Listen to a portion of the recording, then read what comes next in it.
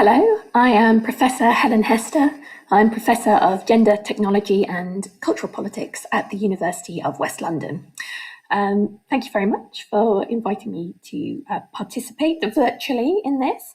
I'm going to talk a little bit today about, I'm sort of calling this talk Temporal Freedom, or what is free time? So I'm going to kind of try and dig into this a little bit in the course of the next few minutes with you. So, in arguing for the value of more free time, one can stumble at the very first step. What is free time anyway?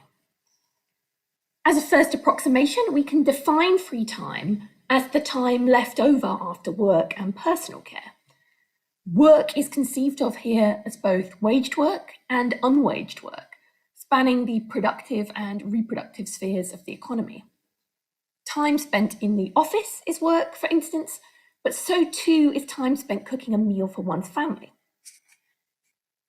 The category of personal care refers to the activities we perform in order to maintain ourselves, sleeping, eating, washing, and so on. In the case of personal care, there are important variations between genders for the disabled and depending on access to facilities. Yet the average remains relatively inflexible. The evidence over the past 6 decades suggests that most people apportion 10 to 11 hours a day for personal care. It's difficult for most people to sustain less sleep for long or to eat quicker than usual, regardless how little time they have elsewhere. So we might imagine people kind of multitasking by eating lunch at their desks, I guess, but beyond that, it's kind of hard to picture where time savings might come from. Comparative studies of total sleep time, for instance, show that it remains remarkably stable on average across societies and historical periods. The hours left over once we've completed work and performed necessary acts of personal care can be considered as free time. Now, this framing, however, where you've got sort of your work, waged and unwaged, you've got your personal care, and then you have free time, has some limitations in terms of helping us to understand both time and freedom, I think. As a quantitative idea, free time is just sort of what's left over. This is what has been measured in time use surveys, giving us access to basic insights about changing patterns in the organisation and lived experience of daily life. But I want to argue that there is a qualitative difference between merely residual time, so this is the time sort of ostensibly unclaimed by other activities, and truly free time, which I would characterise more in terms of the famous slogan of the 19th century short time movement, that is a time for what we will. Indeed, it's my contention that time use surveys, for all their insights, can sometimes really miss crucial questions about free time because what they measure is better understood as spare time. Okay, so let's unpick this a little. In a qualitative sense, how should we understand free time? Now, for many, free time and spare time are seen as being effectively the same thing. The kind of commonsensical perspective suggests that free time is simply the opposite of work. So it's play, it's relaxation. Yet, I think it's really important to note that relaxation is not crucial to play, and indeed, it's not antithetical to work. Much of our free time is spent doing things that we might reasonably consider to be difficult and laborious and challenging. Participation in sports, learning a foreign language, playing a musical instrument, and cooking elaborate meals all represent possible uses of free time, but they are nevertheless notably effortful tasks.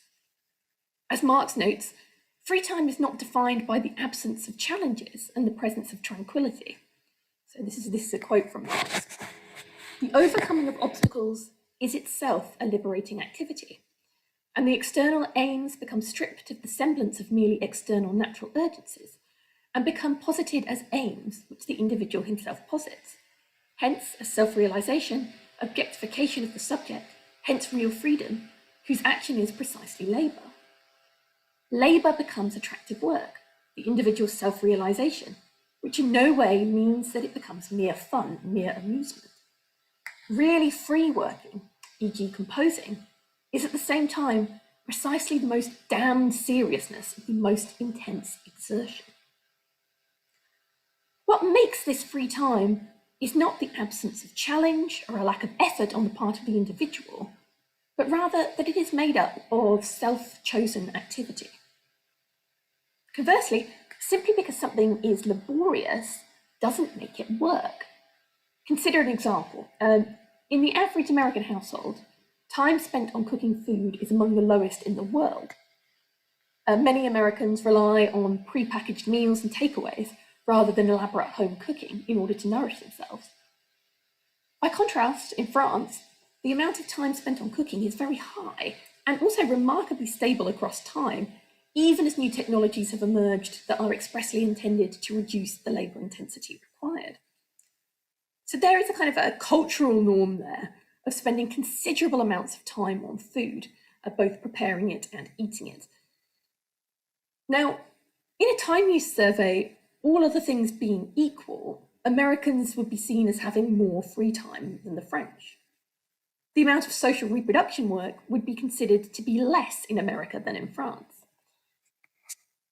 Yet what happens if we consider an individual in America who enjoys cooking and takes pleasure in making large meals? As this individual spends more time cooking, they would be deemed to have less free time. But this is quite unsatisfactory. That individual, one could argue, has freely chosen to spend more time in cooking, more time doing this sort of unwaged work. They have chosen to use their free time going above and beyond the minimal amount of time it typically takes to cook a meal.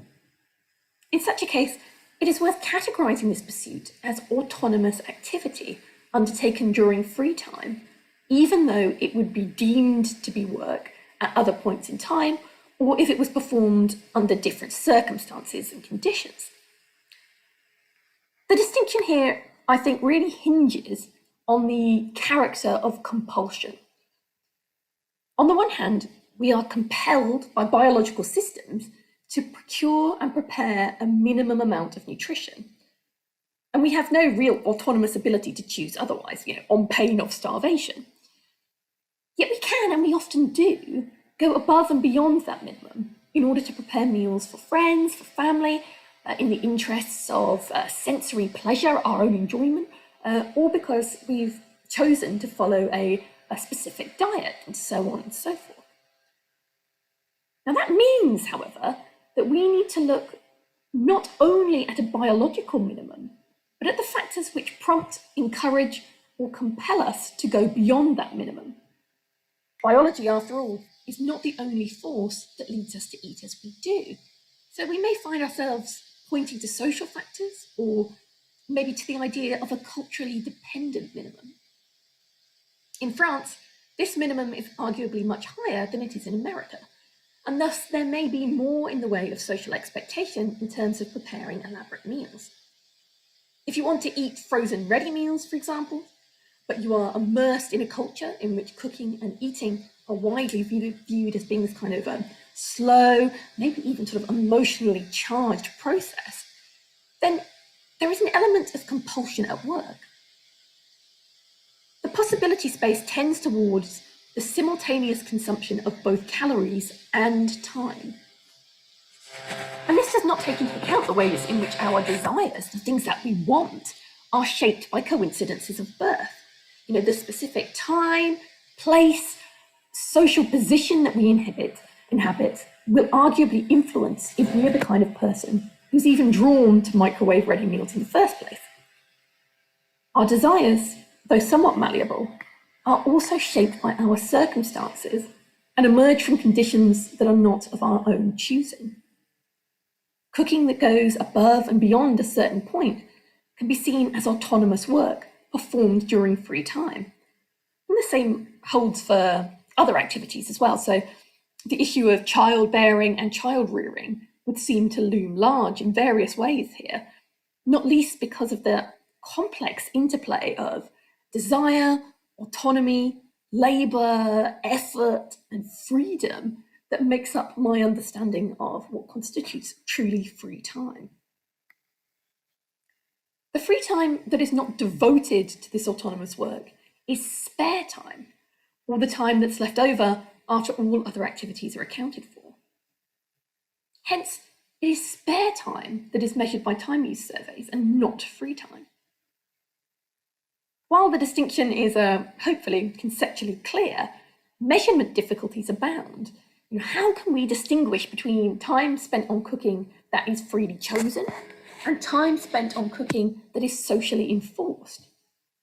Asking individuals could be one option, but that leaves open the kind of challenge of how social norms are internalized as a natural sort of thing, and how individuals may themselves misrecognize why they are spending their time doing one thing rather than another. And there are really no easy solutions to rectifying issues like this, I think. And the chances of getting time use surveys to measure free time and spare time are quite low. Some researchers have suggested setting a poverty level for each category of time use, with the social minimum set at a proportion of the social average, and with any extra time spent on those activities being deemed a freely chosen action. So I am going to, in a very relevant action, I'm going to pause this recording because it is almost 3 a.m. here in London, and I have my baby monitor on, and one of my two babies has just woken up. You may be able to hear his plaintive cries.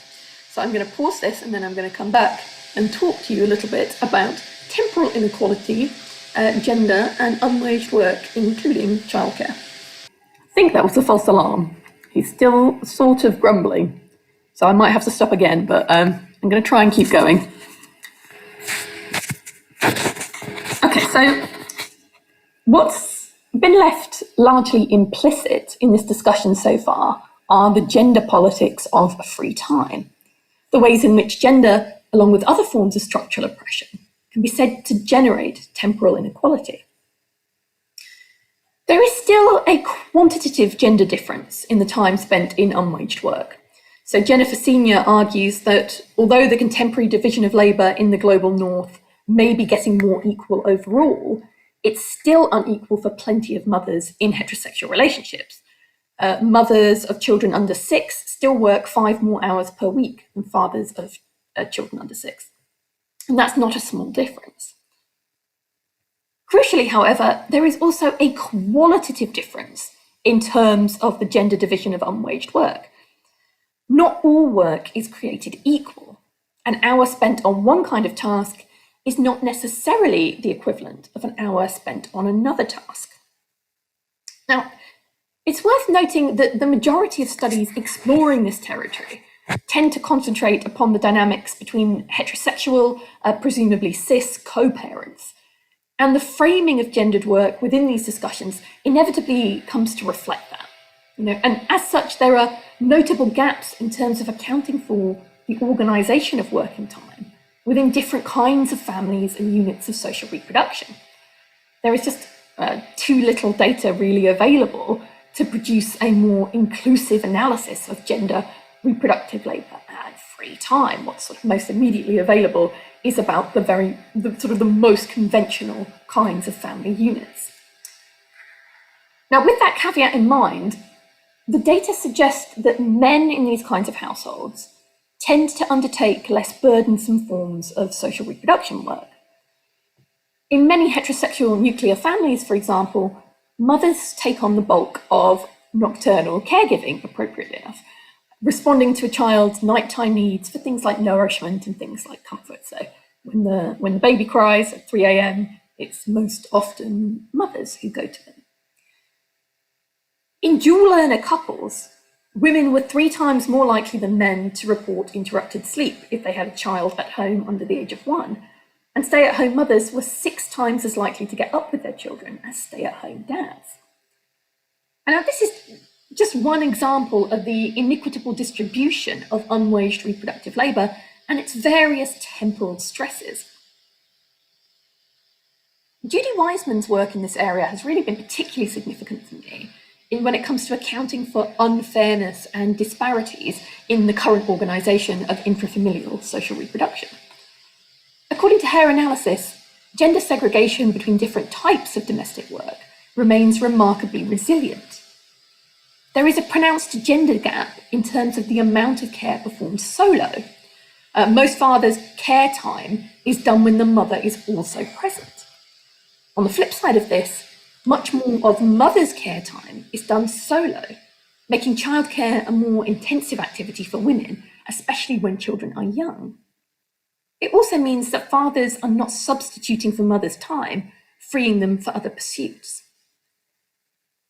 The way in which this work is conventionally distributed within heterosexual nuclear units thus actively promotes a rest and relaxation deficit for particular kinds of reproductive labourers and primary caregivers. So it's largely women who are left sleepless, harried, and starved of a life that extends beyond caring for others. It's also worth noting that fathers tend to get dibs on some of the more satisfying forms of unwaged work, so things like intrafamilial care and maintenance work. So according to Wiseman's analysis, while men are increasing their contribution in all categories of domestic work, they still spent comparatively little time overall on routine housework and much less time on childcare. Men mainly do the less routine types of chores, such as DIY projects and shopping. Women still undertake the bulk of each type of domestic work, focusing particularly on routine housework, with cleaning, cooking, and laundry exhibiting the highest level of female specialisation and caring for others. When fathers do participate in caring activities, their work, once again, appears to be of a somewhat different quality to that of mothers, with men's care time being spent in talk-based, educational, and recreational activities rather than routine physical and logistical tasks. Now, the impact of the pandemic isn't really reflected here, so that's one thing to bear in mind, that actually men may have greater experience post-pandemic in terms of their children's educational activities, for example, with things like lockdowns, although the evidence does suggest that the vast majority of this work in terms of homeschooling, in terms of daytime childcare during lockdowns, was done by mothers, and a recent survey by the Trade Union Congress in the UK suggested that more and more mothers were actually taking unpaid leave, taking their annual leave, and even leaving the labour market altogether in order to take care of their children during this extraordinary moment that we are living through. So Jennifer Senior makes a kind of a similar point. So she suggests that a larger proportion of a mother's childcare burden is consumed with routine tasks, things like toothbrushing and feeding, than is a father's, who is more apt to get involved in interactive activities like games of catch. As she puts it, there are differences in the kinds of childcare that parents do, in short, even if it's all labelled childcare by researchers attempting to quantify it. Ask any parent which kind of childcare they prefer. Now, one kind, of course, sails much closer to that category that we've been talking about, that category of free time, that is autonomous activity. Pursuits in which people freely decide to spend a portion of their free time. Having the opportunity to engage in involved, challenging, and developmental nurturing activities with children, our own or otherwise, is in fact a fairly common vision of what this idea of time for what we will might involve. As Wiseman notes, the dominant characteristic of routine housework is that it is never complete. It is both less satisfying and more tiring than non-routine household tasks, leading her to suggest that, for women, the home represents a sphere of work. For men, it is a site of leisure, an escape from the world of paid work.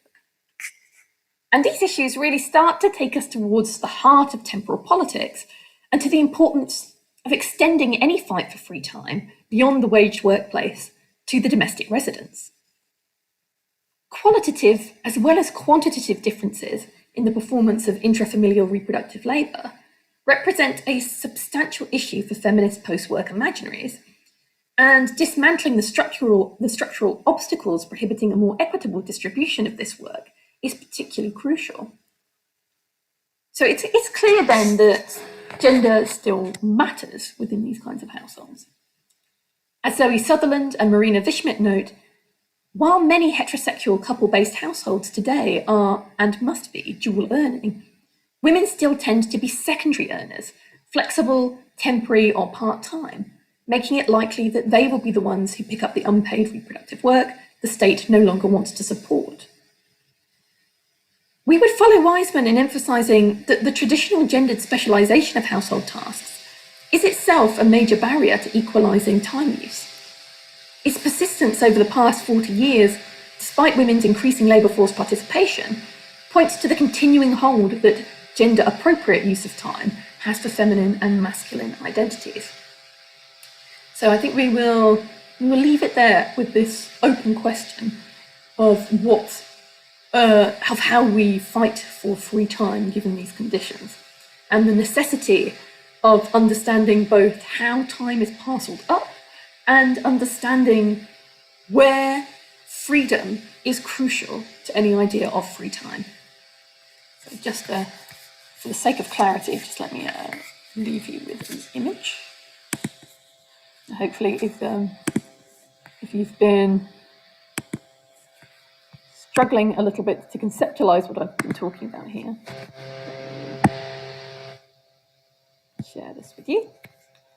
So you can see how I have been dividing time up in the course of this discussion, where you have time divided into sort of three broad categories: work, which has these subcategories of waged and unwaged work; then personal care, things sort of the biological imperatives of sleeping and eating, also some of the basics of cleanliness and washing; and then also free time, which constitutes autonomous activity, which could be things that we would associate with all of these other categories so far. So, it may be that we would choose to spend more time doing what's currently waged work under different conditions if we were not compelled to. Some of us may choose to do some things which are today take the form of waged work under a different system, a different society. Then there's unwaged work, so we've been talking about some of the things that sort of trench upon autonomous activity that currently sit within that category. So some elements of cooking as an art form or a source of pleasure, some elements of childcare as something that we find deeply satisfying or that we wish to do more of. This idea of family time as being something to be set apart from work as something particularly precious and to be protected. However questionable and problematic we might find that. And then personal care as well. So, there are some elements of personal grooming, for example, which are not about this basic biological imperative, but come close to an idea of autonomous activity. Although, again, that is a tricky one, because as we've been talking about, there are these sort of cultural and social norms. Whether we spend an extra half an hour of valuable sleeping time in the morning putting on mascara is to some extent possibly autonomous activity, but you have to factor in the fact that that's shaped by social and cultural norms. And then what we have is the final category of spare time, which is just what is left over. So, and this is what's currently measured by time use surveys, but this whole category of what isn't work, what isn't personal care, what isn't autonomous activity, that is spare time, leftover time. And I would suggest that this is one framework for beginning to think through temporal freedom and a way of sort of getting into issues of temporal injustice as well. So thank you very much for listening. I hope that's given you some sort of tools for thinking with, some stuff to kind of dig into, the beginning of a conversation certainly, rather than an end point. So I just say thanks very much and goodbye.